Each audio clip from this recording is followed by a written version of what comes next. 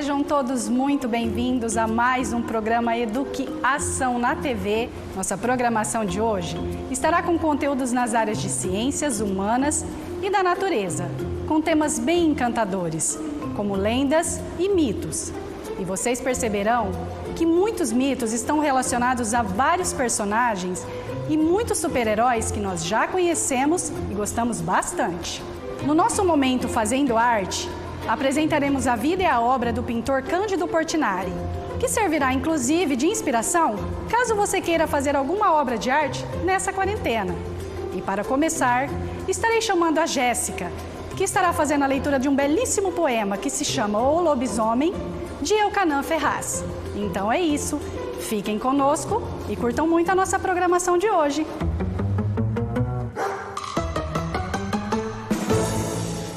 Olá, eu sou a Jéssica, coordenadora pedagógica, e hoje eu vou fazer a leitura de um poema de Elkanah Ferraz, que fala de um personagem que conhecemos muito bem, porém de uma forma diferente. Lobisomem. Pobre lobisomem, porque é lobo, porque é homem, porque é lobo e homem. Pobre lobisomem, porque é sozinho, porque é triste e sozinho. Pobre lobisomem, porque tem garras, porque tem pelos, porque tem patas. E porque tem garras, pelos e patas, o pobre lobisomem fere o que ama. Pobre fera, porque nas noites de lua cheia, seu uivo é fundo, seu uivo é frio. Fundo e frio, porque não pode ser só lobo, nem pode ser só homem, o coitado. Coitado e pobre, porque nas noites cheias de lua, não pode deitar e dormir.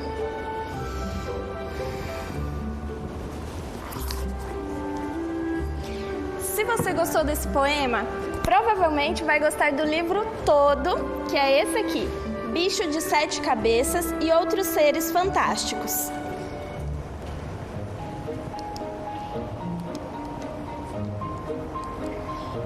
Quem escreveu foi o Elkanah Ferraz, um poeta brasileiro, e quem ilustrou foi o André da Loba, que é um artista português. Olhem só que legal o que o André fez com a imagem do lobisomem. Ele muda um pouco, né, aquela imagem que nós estamos acostumados a ver do lobisomem. Então, na mesma imagem aparece o lobo, aparece o homem, e se vocês perceberem, a imagem não tem corpo, tem as duas cabeças e os pés.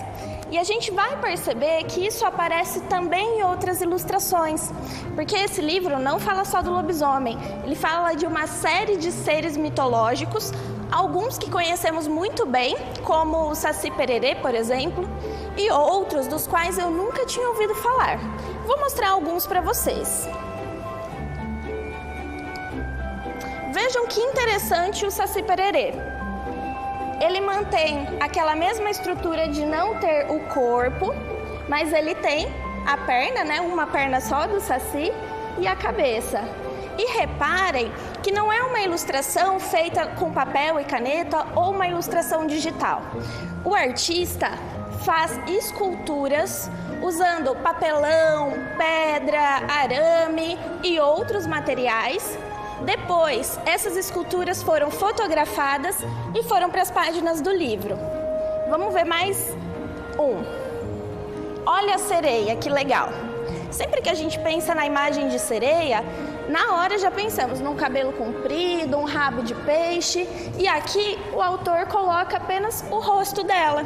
Se a gente não soubesse, se não tivesse o poema da sereia ao lado, nós acharíamos que talvez fosse uma mulher comum.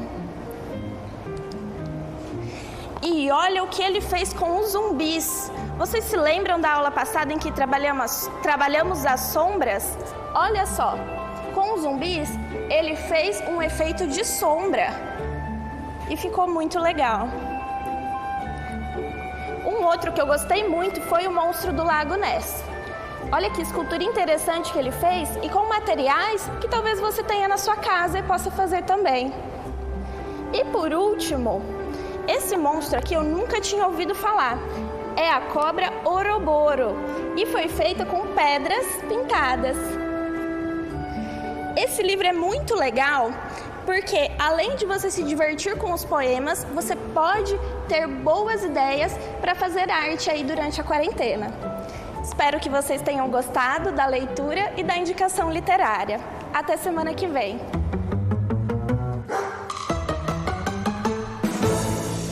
Olá, pessoal! Tudo bem com vocês? Nas aulas anteriores, nós conversamos sobre as diversas culturas que nos cercam. Falamos também sobre as orientações geográficas e do papel do Sol nessas orientações. Mas vocês sabiam que o Sol, além de nos ajudar a nos localizar, também está relacionado com diversos mitos que constituem a nossa cultura? Você sabe o que é mito? O que é mitologia? Esse será o tema da nossa aula de hoje. Então vamos lá. A mitologia de um povo ou de uma comunidade reflete a maneira como eles interpretavam o mundo. São como histórias contadas para as gerações sobre os seus antepassados. Essas histórias serviam como guia para aqueles que buscavam respostas para os seus planos ou anseios mais profundos. Vocês se lembram que eu estava falando que o Sol está relacionado com algumas histórias mitológicas? Vamos conhecer agora algumas delas. Para os gregos, essa esfera luminosa que aparecia todos os dias ao amanhecer era o deus Hélios. O deus Hélios era caracterizado por diversos raios de luz em volta de sua cabeça e também pelo carro em chamas, puxado pelos cavalos divinos que atravessavam o céu em toda velocidade. Hélios dominava as alturas e era o vigia do povo grego, quem os iluminava. Para os egípcios também existiam os representantes solares e o mais antigo deles era o deus Ra. Segundo essa mitologia, nós, humanos, surgimos das lágrimas do deus Ra, que fazia de tudo para cuidar dos humanos para que nada os acontecesse. Agora que nós já vimos histórias relacionadas ao Sol, vamos conhecer outros tipos de literaturas mitológicas. Aqui temos o Zeus, o Senhor dos Céus, o Deus da chuva e das nuvens. A sua arma é um trovão. E essa? Vocês conhecem essa deusa? É a Afrodite, deusa do amor e da beleza. Ela gostava de namorar os deuses e até mesmo os humanos. Os Zeus e a Afrodite eram deuses gregos. Vocês sabiam que na mitologia afro-brasileira nós também temos uma deusa do amor, da beleza e da fertilidade? Essa é Oxum, que carrega sempre o seu espelho chamado Abebé. Agora vamos conhecer um pouquinho da mitologia nórdica. Conhecer não, porque eu acho que você já conhece esse deus aqui. É o Thor, talvez o deus nórdico mais popular até hoje, filho de Odin e é o deus do trovão. Você sabia que na mitologia afro-brasileira nós também temos um herói do trovão e dos raios? É o Xangô, que está sempre carregando a sua ferramenta chamada Oxê. O Xangô até virou histórias em quadrinhos pelo autor Hugo Canuto. Observem só, o Thor, na realidade, não é loiro como nós vemos nos filmes, ele é ruivo. Observem que em cada cultura ele aparece de formas diferentes, carregando um machado e às vezes um martelo. Agora, outro giro, mitologia asteca. Nesta mitologia, os deuses eram representados através de templos gigantescos. Os astecas acreditavam que quanto maior a estrutura do templo, maior a adoração referida a esses deuses. Hoje nós podemos conhecer o conceito de mito e de mitologia e conhecer também alguns representantes. Agora nós iremos aprender um pouquinho mais sobre a mitologia brasileira. Por hoje eu fico por aqui. Um beijo e até a próxima aula. Olá, dando continuidade à aula da professora Beatriz, hoje nós vamos aprender um pouquinho do universo das lendas e mitologias brasileiras. Vocês estão prontos para conhecer um conjunto de saberes ancestrais que vieram de milhares de povos nativos que já existiam aqui antes da colonização dos portugueses? Sim, nós vamos aprender um pouquinho sobre essa diversidade cultural dos povos indígenas e saber um pouquinho que todas as histórias que eles criaram foi para explicar assuntos que naquela época eram inexplicáveis, como a origem do mundo, da vida, da morte. Assuntos complexos para qualquer povo e para qualquer lugar do mundo. Eu vou fazer uma pergunta. Antigamente, quando ainda não existia a energia elétrica nas casas, o que será que as pessoas faziam para passar o seu tempo enquanto a noite chegava?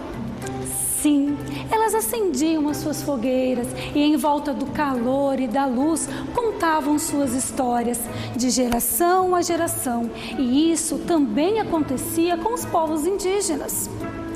Só que as culturas e os costumes vão mudando e hoje a gente não acende mais fogueiras para contar histórias. E para que essas narrativas não se percam, a humanidade registrou os seus contos em livros. Com os povos indígenas também foi assim. E eles eternizaram suas lendas e seus mitos, que se popularizaram e hoje fazem parte do nosso folclore. Vocês conhecem a lenda da Yara? Com certeza sim. Sabem de que região ela se originalizou? Vocês sabem qual povo indígena que criou essa lenda? Yara, luara, do indígena, significa aquela que mora na água, também conhecida como a lenda da mãe da água. A Yara era uma índia admirada por sua beleza, por sua força e por ser muito guerreira. Assim como Yara, existem outros contos que com certeza vocês conhecem. O Curupira, o Boto Cor-de-Rosa, o Boitatá, a Caipora. Mas nós temos também outras grandes narrativas da cultura indígena que precisam ser resgatadas. Nós precisamos falar também dos seus deuses.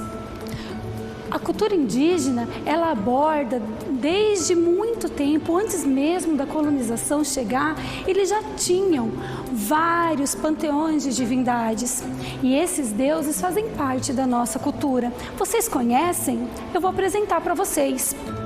Tupã, também chamado de o espírito de trovão. Jaci, deusa lua e guardiã da noite. Guaraci, o deus sol, associado à verdade. Seuci, protetora das lavouras. Esses são alguns exemplos das muitas divindades que nós temos nas várias comunidades indígenas. E esse é um pouquinho dos encantamentos e dos conhecimentos da nossa cultura. Vocês gostaram? Eu espero que sim. Agora fiquem com o professor Adriano e eu vou deixar um desafio para vocês. Façam uma pesquisa, continuem essa pesquisa e perguntem aos seus familiares se eles conhecem alguma lenda indígena. Até a próxima aula. Olá, eu sou o professor Adriano e nós vamos continuar a aula. Como vocês já perceberam, os mitos e as lendas estão presentes em todas as culturas, enriquecendo a nós mesmos do nosso dia a dia sempre. Mas será que eles estão longe da gente? Acertou quem disse não. Por incrível que pareça, eles ainda se fazem presente. Um exemplo disso? Os super-heróis. Uma curiosidade, um dos mais famosos super-heróis do mundo, o Superman. Os criadores dele se inspiraram em lendas e deuses antigos, como Hércules e Sansão. E não vai longe. Se você pode pesquisar em todas as editoras, você vai ter releituras desses heróis e lendas, como Mercúrio, Apolo, Odisseu, Netuno e Atena. Mas você gosta mais de anime e mangá? Sabia que os Cavaleiros do Zodíaco são inspirados em lendas greco-romanas? E Dragon Ball então? Dragon Ball é inspirado numa lenda chinesa chamada Jornada para o Oeste, que está cheio de referências de mitos daquela região. E Naruto então? Naruto traz lendas como a da Kitsune, sem falar que ninjas sempre estão envoltos de mistérios, lendas, magia. Mas você está pensando assim, ele não vai falar dos games? God of War, ele é um dos games que se baseia na mitologia greco-romana, que aliás ele detona a mitologia greco-romana e depois a nórdica.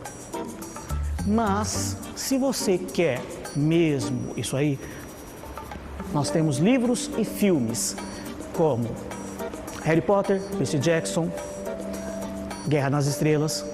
Mas antes de conferir isso tudo, confira a indicação de idade e peça autorização para seus pais, tá certo? E por que será que esses mitos nos fazem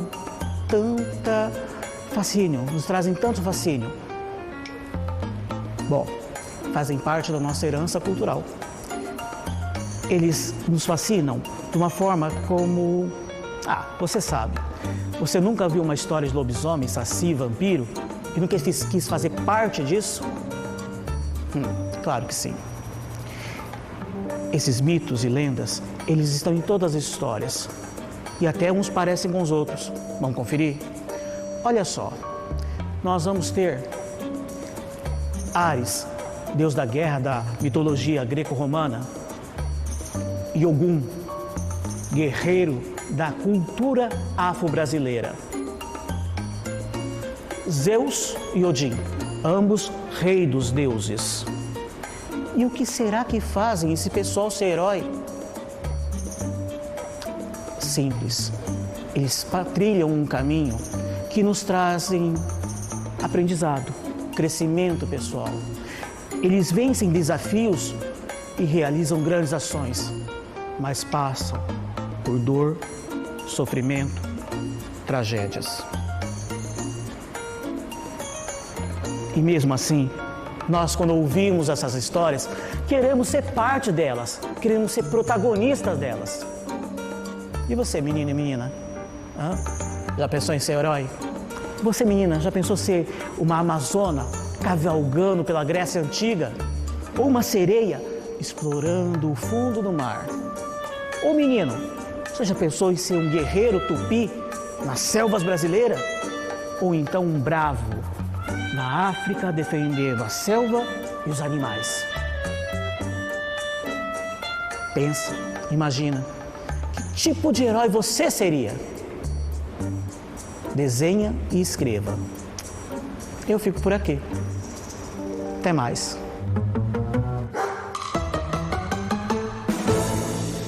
Olá, eu sou a professora Carol e venho te convidar hoje para apreciar algumas obras de arte comigo. Vamos começar? O que vocês acham dessas obras? O que elas te lembram? O que você acha que o artista quis retratar nesses desenhos? Sim, brincadeiras. Brincadeiras como soltar pipa ou então jogar futebol. O autor dessas obras se chama Cândido Portinari. Ele nasceu aqui no interior de São Paulo, numa cidade chamada Brodowski. E durante a infância viveu em uma fazenda de café, pois os seus pais vieram da Itália e nessa fazenda eles trabalhavam. Durante a infância, ele tinha muito contato com os espantalhos por conta das lavouras e morria de medo deles. Tinha até pesadelo e isso lhe rendeu uma coleção de quadros inspirados no seu medo. Vejam só. Portinari também retratou o trabalho dos lavradores de café.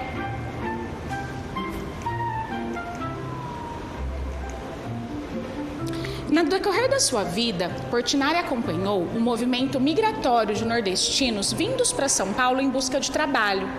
Essa observação, misturada com a sua sensibilidade, lhe rendeu uma de suas coleções mais famosas, que se chama Os Retirantes.